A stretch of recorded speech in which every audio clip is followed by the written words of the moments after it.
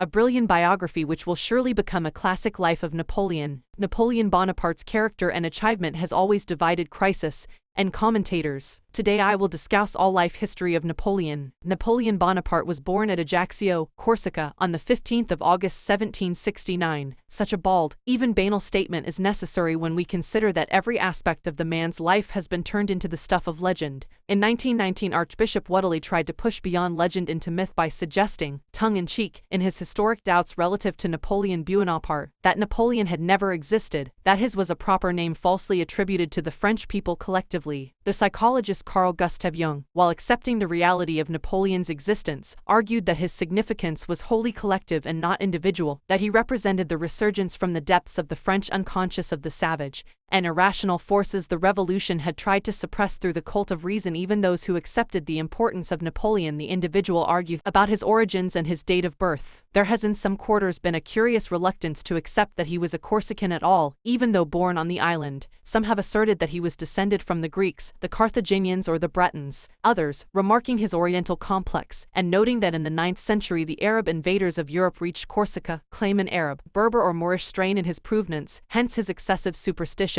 his belief in ghosts, destiny and his own star, and his preference for Islam over Christianity. The historian and critic Taine traced his descent to an Italian condottiere, while Disraeli, on the grounds that Corsica had once been peopled by African Semites, claimed Napoleon as a Jew. Kings of England, the Comneni, the Paleologs, and even the Julian tribe have been pressed into service as Napoleon's forebears. The prize for the most absurd candidate as Napoleonic ancestor must go to the man in the iron mask, and for the most unlikely parents to the footman and goat girl, proposed by his most scurrilous enemies. At another level of myth-making, Napoleon's champions claimed that he emerged from his mother's womb a born warrior, because she gave birth to him immediately after a hazardous flight in the heather, retreating through the Maquis with Corsican forces after being defeated by the French. And the French writer Chateaubriand, who knew Napoleon well and worked for him as a diplomat, argued that the true date of his birth was the 5th of February 768. According to this theory, it was Napoleon's brother Joseph who was born on August 769, and Napoleon was the eldest son.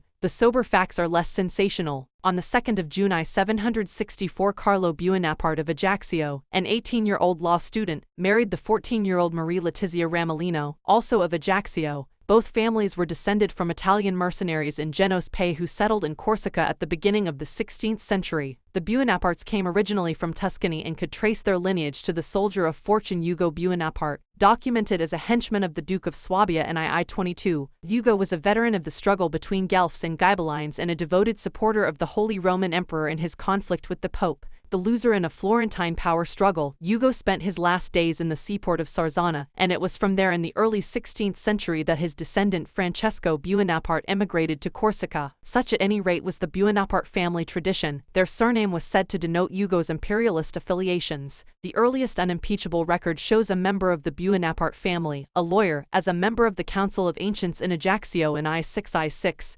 Several more Bonaparte lawyers served on this council in the 18th century. The Bonapartes, like the Ramolinos, were part of the Corsican nobility, but it must be remembered that Corsican nobles were as common as princes in Tsarist Russia. Carlo Bonaparte, born on the 27th of March I-746, had been studying law at Pisa University but left to marry Letizia without taking his degree. The romancers have seized on this fact to build up a coup de foudre love affair between Carlo and Letizia, but the match was certainly dynastic, even though some sections of the Ramolino clan objected to the marriage. The Ramolinos were a cadet branch of the distinguished Colalto family, well entrenched in Lombardy since the 14th century. The Ramolinos themselves had been established in Corsica for 250 years, where the Bonapartes were a family of lawyers. With the Ramolinos the tradition was military. Letizia's father was an army officer with expertise in civil engineering, who commanded the Ajaccio garrison and held the sinecure office of Inspector General of Roads and Bridges. Both the Bonapartes and the Ramolinos specialized in intermarriage with ancient families of Italian origin, so a dynastic match made sense. There was just one peculiarity: both the newlyweds' fathers had died young. Carlo's father, a lawyer, died in 176 when his son was 14. which meant that Carlo could bring into the marriage the family house in the Via Malerba, two of the best vineyards in Ajaccio, some pasture and arable land, and also his claims to another estate. Marie Letizia Ramolino was in a more complicated situation. Her father died when she was 5, after which her mother Angela Maria turned for consolation to Franel Oisfesh, a Swiss captain in the French garrison forces at Ajaccio. Angelo Maria married Fesch in 1757 and persuaded him to convert to Catholicism, but his father, a banker in Basel, responded by disinheriting him. From the union of Fesch and Letizia's mother came Joseph, the future cardinal and Napoleon's uncle, though only 6 years his senior. The unfortunate Fesch, who died in 1770, gave Letizia away. Her dowry comprised 31 acres of land, a mill, and an oven for baking bread. The marriage of Carlo and Letizia was a solid, down-to-earth marriage of convenience. There is even reason to believe that Carlo hedged his bets by not marrying in the church in 1764 or ever. It was well known that Corsicans took an idiosyncratic, eclectic attitude to the Catholic Church, which was why legal marriage on the island consisted in the agreement of the two male heads of families, the signature of a dotal contract, and the act of consummation. The likelihood is that Carlo simply refused to go through with a religious ceremony, and for reasons of pride and saving face the two clans kept quiet about it. Again, contrary to the myth-making, it is untrue that some of the Ramolinos opposed the match for political reasons, allegedly on the grounds that they supported the Genoese masters of the island while the Buonapartes backed the independence movement under Pasquale Paoli. Almost certainly, they simply had doubts that this was the very best dynastic bargain they could strike while, as for political ideology, both the Buonapartes and Ramolinos were notorious trimmers who made obeisance to whichever party in Corsica had the most power. Carlo, a tall young man with a prominent nose, sensual lips and almond-shaped eyes, was a hedonist and sensualist. Cunning, self-regarding, unrefined, unscrupulous, he made it clear that his marriage was no love match by declaring a preference for a girl of the Forcioli family. The romancers claim that he was bowled over by Letizia's beauty, but portraits reveal a woman whose mouth was too small, whose nose was too long and whose face was too austere for a claim to real beauty to be advanced. It was true that she was petite, with rich dark brown hair and slender white hands, and what she had, incontestably and by common consent, were large, lustrous, deep-set eyes. As was normal at the time, Letizia was wholly uneducated and trained in nothing but domestic skills. Letizia fulfilled the essential requirement of women of the time, which was to be an efficient childbearer. She gave birth to 13 children in all, of whom 8 survived. A son, named Napoleon, was born and died in 1765. Pregnant again almost immediately, Letizia next brought forth a girl who also died. Then came a mysterious interlude of about 2 years. Allegedly, Paoli sent the 20-year-old Carlo as his envoy to Rome, to appease the Pope when he launched his planned attack on the Genoese island of Capraia, but the best evidence shows Carlo becoming a Paulista while he was in Italy. Carlo's time in Rome seems to have been spent in cohabitation with a married woman. His own story was that he returned from Rome after running out of funds, but a stronger tradition has it that he seduced a virgin and was run out of town. On his return to Corsica he again impregnated Letizia, who this time bore him a lusty son in the shape of Joseph, who was born on the 7th of July 1768. Another prevalent myth about Napoleon's background was that he was born into indigence. The property brought into the marriage by Carlo and Letizia seems to have been nicely calculated, since Letizia's dowry was valued at 6,750 livres and Carlo's assets at about 7,000 livres. The joint capital generated an annual income of about 670 livres, or about £9,000 a year in today's money. In addition, there was the money earned by Carlo. Pasquale Paoli employed the young man as his secretary on account of his unusually neat and clear handwriting. Carlo also worked as a procureur, approximately equivalent to a British solicitor. Letizia employed 2 servants and a wet nurse, hardly badges of poverty. What Carlo and Letizia suffered from was not poverty but relative deprivation. The Buonapartes and their great rivals, the Pozzo di Borgos, were among the richest families in Ajaccio, but they were aware that they were big fish in a very small pond. Across the water, in mainland France, their wealth would have counted for nothing and their pretensions to nobility would have been laughed at. The Buonapartes wanted to be as rich as the richest nobles in France and, since they could not be, they created a compensatory myth of dire poverty. Economic conditions in Corsica and their own pretensions worked against them. A sharecropping economy based on vineyards and a primitive barter system meant there were few opportunities for generating a surplus, hence no possibility for profits and making money. Even if there had been, Carlo Buonaparte's aspirations to noble status stood in the way, for to ennoble the church, the law and the army were the only acceptable professions, and even the lower reaches of the law, such as Carlo's position as procureur, were essentially beyond the aristocratic pale. Napoleon was often, to his fury, called the Corsican. He always denied that his birthplace had any significance, but no human being can slough off early environmental and geographical influences just by say so. The restlessness in Napoleon's later character must owe something to the confused and chaotic politics of the island, which he imbibed with his mother's milk, or rather that of his wet nurse. As Dorothy Carrington has written, defeat, resistance, betrayal, heroism, torture, execution and conspiracy were the topics of the first conversations he overheard, conversations that left a permanent imprint on his mind. After 1729, a Corsican independence movement gathered momentum against the Genoese overlords. In 1755 this took a more serious turn when the 29-year-old Pasquale Paoli put himself at the head of the Corsican guerrillas. Taking advantage of Corsica's mountainous terrain, the Paulistas drove the Genoese out of central Corsica, confining them to the coastal towns of Ajaccio, Bastia and Calvi. Regarding himself as the true ruler of Corsica, Paoli brought in a series of much-needed land reforms, which confirmed the ancient customs of the land in defiance of Genoese exploitation. In an early form of mixed economy, Paoli divided land into two categories. In the lowlands there was the piage or public land used for pasture and growing crops, but in the highlands, the vineyards, olive groves, sweet chestnut and other trees were in private hands. Paoli's power base was always the widespread support he enjoyed among the peasantry. Paoli attracted admirers throughout Europe. Jean-Jacques Rousseau thought Corsica, with its tiny population, was the ideal laboratory for the political experiment he outlined in his social contract. An early exponent of small is beautiful, Rousseau thought that the general will could emerge in Corsica as the city-state. The island was ideal, with a total population of no more than 130,000 and its cities were glorified villages. In the census of 1770 Bastia had 5,286 inhabitants,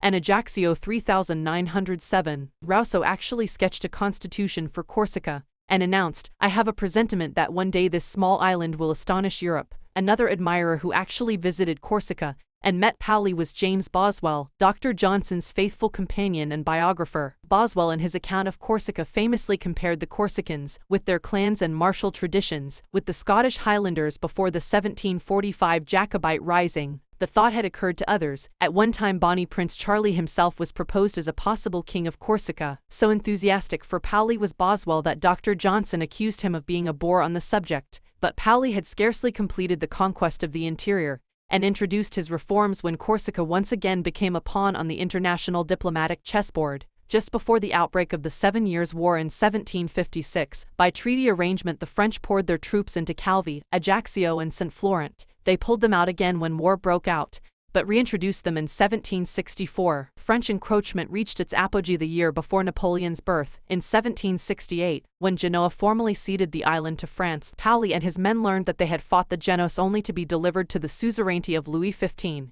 In fury the Paulistas rose in revolt against the French. They scored a string of minor military successes, but were decisively crushed on the 8th of May 1769 at the Battle of Pont Novo. Among those who fled with Paoli from this disaster were Carlo Bonaparte and his 19-year-old wife, now 6 months pregnant with the future Napoleon. Napoleonic legend credited the embryonic conqueror with having been present in fetal form at Pont Novo. What happened was dramatic enough, for Carlo and Letizia fled with the other rebels into the mountains towards court. It is therefore true to say that the embryonic Napoleon was literally on the march. When Paoli recognized the inevitable and accepted French surrender terms, Carlo and Letizia returned to Ajaccio by the mountain route. To the end of her life Letizia always remembered carrying Joseph in her arms while staggering and slipping along precipitous paths. Back in Ajaccio Letizia came to full term. On the Feast of the Assumption she was at Mass in the cathedral when the labor pains started. Fortunately she was only a minute's walk away from the 3-story Bonaparte family home, and her sister-in-law Geltrude Paravicini helped her to walk the few yards. A curmudgeonly maidservant named Caterina acted as the midwife and laid the newborn infant on a carpet, on which were woven scenes from the Iliad and the Odyssey. The child was weak, with spindly legs and a large head, but sea air and the abundant milk from wet nurse Camilla Alari, a sailor's wife, saw him through the perilous early days. Tradition says that a priest came from the cathedral on the day of birth to carry out a perfunctory baptism, but sober history must be content to record that the formal baptism did not take place until the 21st of July 1771, when it was performed in Ajaccio Cathedral by Napoleon's great-uncle Lucien. The records show Lorenzo Giobecca of Calvi, Procureur du Roi, as the child's godfather.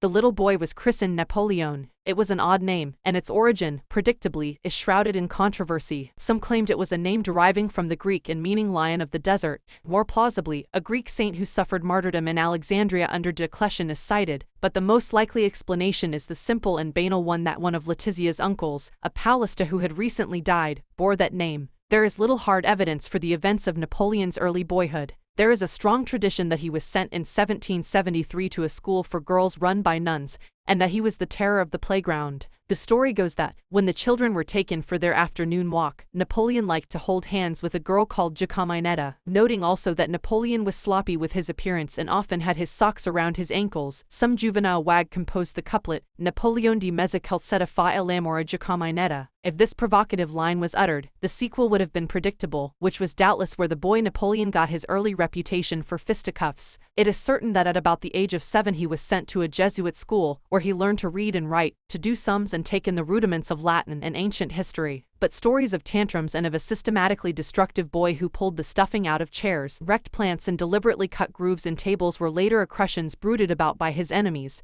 and are fairly obvious attempts to read back into his childhood authenticated adult traits. 3 items of anecdotal evidence relating to these early years seem to be genuinely grounded in fact, not least because Letizia and Joseph vouched for them in old age. Letizia recalled that when she gave her children paints to use on the wall of their playroom, all the other children painted puppets but Napoleon alone painted soldiers. Joseph recalled that at school, when they played Romans and Carthaginians, Napoleon was chosen by the teacher to be a Carthaginian while Joseph was a Roman. Wanting to be on the winning side, Napoleon nagged and wheedled at the teacher until the roles were reversed, and he could play the Roman. This would square with the tradition, which seems solidly grounded, that Napoleon picked on Joseph, fought with him at every opportunity and generally tried to browbeat and bully him. Joseph was quiet and mild, but Napoleon was rumbustious and belligerent. Finally, there is Letizia's testimony that she was a stickler for the truth while Napoleon showed early signs of being a pathological liar. This was part of a general clash of wills between mother and son which saw Letizia frequently having recourse to the whip. Carlo spoiled his children, but Letizia was a fearsome martinet with a rather masculine nature and a natural love of power. A stern taskmistress who always punished for the slightest fault, Letizia laid about her with gusto when her second son misbehaved. She drove him to mass with slaps and blows, whipped him when he stole fruit, misbehaved in church or, on one notorious occasion, laughed at a crippled grandmother. Letizia was also cunning and devious. When her son was 8 and an altar boy, she vowed to mete out punishment for his less than reverent behavior on the altar, but faced the problem that she would find it hard to lay hands on the agile and fully clothed Napoleon. To lull his suspicions, she told him she would not beat him for his offense, but when he took his clothes off she pounced on him with the whip. Napoleon never cried out under the lash, but fear and respect for his mother replaced genuine love. Napoleon resented her doctrinaire principles and her sacrifice of reality for appearances. A true Latin, Letizia believed that outward show was the most important thing and that it was better to go without food so as to be able to wear a smart suit. Naturally austere and penny-pinching, she had no qualms about sending her children to bed hungry, both because she thought such hardship was good for them and because she genuinely preferred to spend the money on furnishing the house and keeping up appearances. Superficially, at least, the challenge and response between mother and son worked out well, since Napoleon did learn the value of discipline. His siblings, by contrast, were notorious for the lack of it. Napoleon's testimony to his mother on St. Helena is the truth, but it is not the whole truth. I owe her a great deal. She instilled into me pride and taught me good sense. But it was on Carlo that Napoleon's future prospects depended. Despite his later claims to have been at the heart of Palista councils, Carlo was always held at arm's length by Paoli, who never admitted him to the inner circles. Perhaps Paoli sensed that his young secretary was a political opportunist pure and simple. After the retreat to court in May 1769, following the rout at Ponte Nuovo, Paoli and 340 of his most devoted followers continued on to Bastia and took ship for England rather than remain under the French heel. Significantly, not only did Carlo not go with them but he immediately threw in his lot with the new French overlords. In February 1771 he was appointed assessor of the royal jurisdiction of Ajaccio, one of 11 on the island. Certainly not coincidentally, in the same year, on the 13th of September 177, Carlo obtained patents from the authorities declaring the Bonaparte family noble. Corsican nobility did not confer many advantages. There were no feudal privileges, no exemption from taxes, not even any particular deference from other classes, but the advantages of the declaration of nobility for the Bonapartes were significant in the long term. 2 aspects of Carlo's career in the 1770s are particularly noteworthy: his litigiousness and his truckling to the French commissioners who ruled the island. In the 18th century, modern notions of privacy were still largely unknown, and Carlo was quite content to have his cousins living on the top floor of Casa Bonaparte. He drew the line, however, at their emptying the slop bucket over Letizia's washing, and brought suit against them. He then petitioned for the ownership of the Metelli estate. This had belonged to Paolo Odone, the brother of Carlo's great-great-grandmother, who had died childless and in a fit of piety bequeathed the property to the Jesuits. When the Jesuits were suppressed in 1767–69 throughout the Bourbon kingdoms and colonies, Carlo saw his chance. The incoming French tried to expropriate the Metelli estate as a state asset, but Carlo brought an action to have it returned to his family. The protracted legal wrangling occupied the rest of Carlo's life, with the lack of clear documentary title and unimpeachable genealogical lines telling against him. Carlo also turned his legal guns against the Ramolinos. A clause in the Act of Dowry that formed part of Letizia's marriage settlement expressly stipulated that if the value of Letizia's property ever slipped below 7,000 livres, the Ramolinos had to make up the difference, pressing the letter of the law.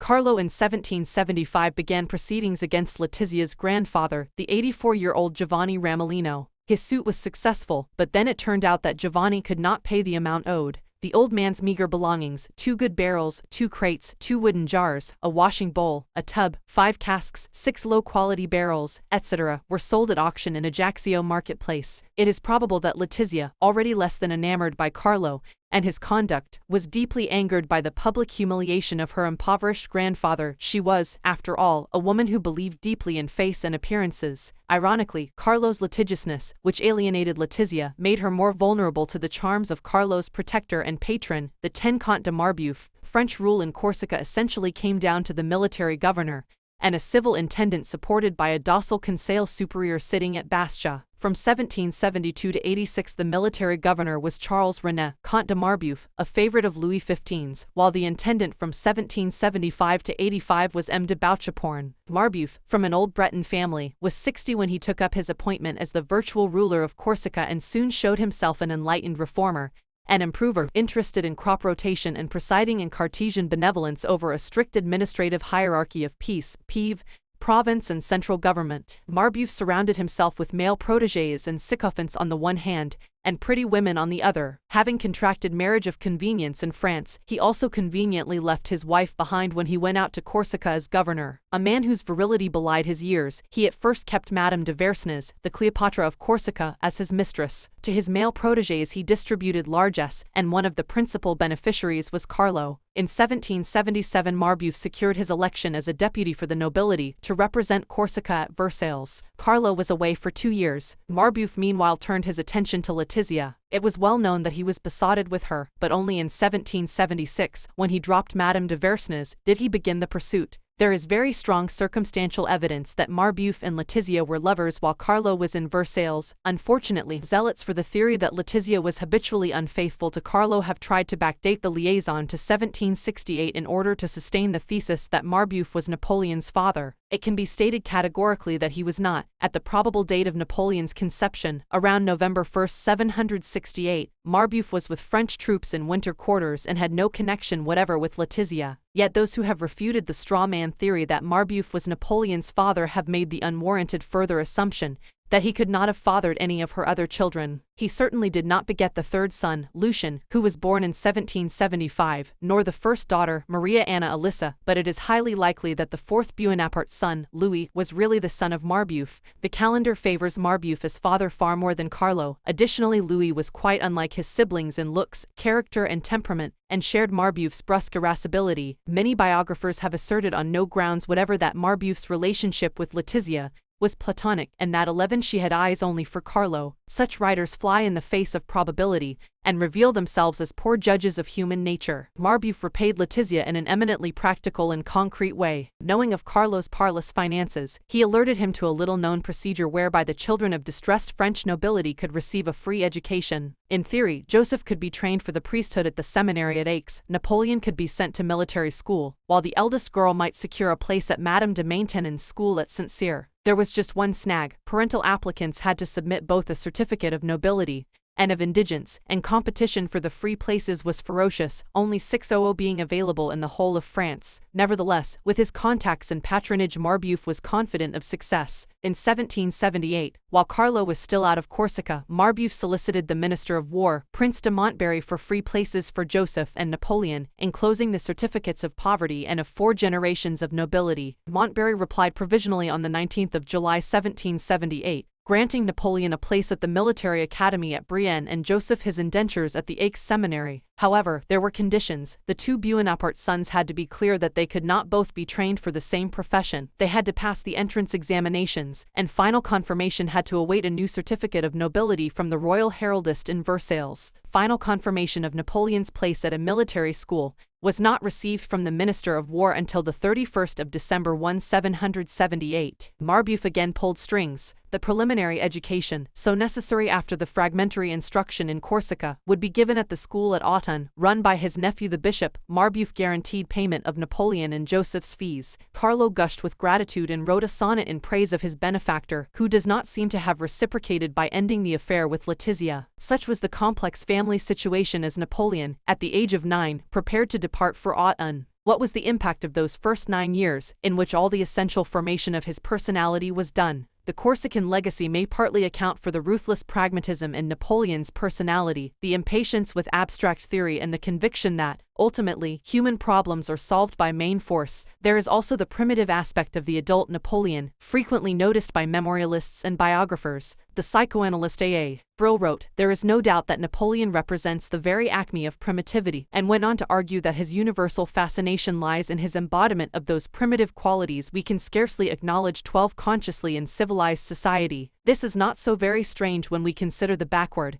and primitive nature of 18th-century Corsican life, where even the everyday sights, smells, and sounds were primordial. Contemporary accounts speak of the streets of Ajaccio as suffused with the stench of animals slaughtered outside butchers' shops, and the animal hides stretched out to tan in the sun. The noisome fever in the streets was exacerbated by the clouds of flies, the stifling summer climate, and the acute shortage of water. There are grounds for believing that Napoleon's later addiction to lying in hot baths was compensation for a childhood marked by water shortage. The other quintessentially primitive aspect of Corsica, noted by all travelers and visitors to the island, was the vendetta. The tradition of blood vengeance was handed down to the 7th generation, and a girl had the number of her cousins reckoned as part of her dowry so that wrongs done to the clan would never be forgotten. The males in the clan refused to shave and went about bearded until the affront to the family honor was avenged. It was this aspect of the Corsicans that ancient regime statesmen like the Duc de Choiseul particularly hated. Rousseau, Boswell, and other admirers might praise the Corsicans as shrewd, verbose, voluble, highly intelligent, and as interested in politics as the inhabitants of an ancient Greek city-state. But against this, said the critics, was the fact that the Corsicans were also proud, prickly, arrogant, vindictive, unforgiving, implacable, vengeful, and alarmingly quick to take offense or construe words and actions as insults. The institution of vendetta knew no boundaries of class or status, only of family and clan. Napoleon himself clearly surmounted the tradition of vendetta, as he always killed his enemies for reasons of state, not out of personal grievance. Indeed, he can be faulted for being absurdly tolerant of inveterate personal enemies. His enemies in Corsica, however, did not have his forbearance. The rival family of Pozzo di Borgo pursued the Bonapartes with vendetta to Napoleon's grave, and beyond. They intrigued with his enemies, manipulated Tsar Alexander, and were among the first to suggest St. Helena as a place of exile. Only after the fall of Louis Napoleon in 1870, and the death of the Prince Imperial in the Zulu War of 1879 did the Pozzo di Borgos relax and build the castle of La Punta as a monument to their final victory. Far more important than the influence of Corsica on Napoleon was the impact of his family. It is quite clear from his later career, as indeed from the tenuous record of his first 9 years, that Napoleon was obsessed by rivalry with Joseph and yearned to supplant him. The later political history of Napoleon the Emperor is sometimes inexplicable without taking into account his Joseph complex. In later years, Napoleon indulged his elder brother shamelessly, leading one to conclude that the childhood hatred must have been compensated and the original aggression visited on others. It was this consideration that led Freud to write, to push Joseph aside, to take his place, to become Joseph himself, must have been the little Napoleon's strongest emotion. Hundreds of thousands of strangers had to pay the penalty of this little fiend's having spared his first enemy. The early feelings of hostility towards his brother may well have been compounded, in Napoleon's unconscious, by the idea that he was a replacement child for the first Napoleon, who died in 1765. Joseph, therefore, had a clear identity and a clear focus in his parents' affections which he, as a substitute, did not have. Towards his father, Napoleon always evinced an ambivalence characterized by contempt for the real man coupled with idolization of Carlo, or a Platonic form of Carlo. This may be found expression ultimately in Napoleon's desire to be a second great French emperor, the first being Charlemagne who, bearing the same Christian name as his father, was the ideal type. Subconsciously, Napoleon disliked his father's extravagance and addiction to pleasure, but was proud of him as a patriot and Paulista. Yet it is universally conceded that during Napoleon's early life Carlo was a shadowy figure. The really important early parental influence came from his mother. Some of the mistakes attributed to Letizia probably did not have the consequences ascribed to them. Wilhelm Reich speculated, from the mixture of great energy and passive tendencies, that Napoleon might have been a phallic narcissistic character as a result of an over-feminized early socialization with the nuns at school and the overbearing Letizia at home. It is, however, unlikely that his brief attendance at the nuns' school had any significant role in his formation, and it is surely far-fetched to imagine Letizia's beatings as the genesis of sadomasochistic tendencies. However, the general thesis of an unconscious desire for revenge against the opposite sex seems well grounded in the evidence of his later life. In particular, he always thought of women as being totally without honor, duplicitous, deceivers, liars. In later life, Napoleon always showered lavish praise on his mother in public or when talking to inferiors. To intimates and confidantes it was a different story, for then he allowed himself to express his darker feelings about Letizia. In theory, her meanness with money should have balanced Carlo's extravagance,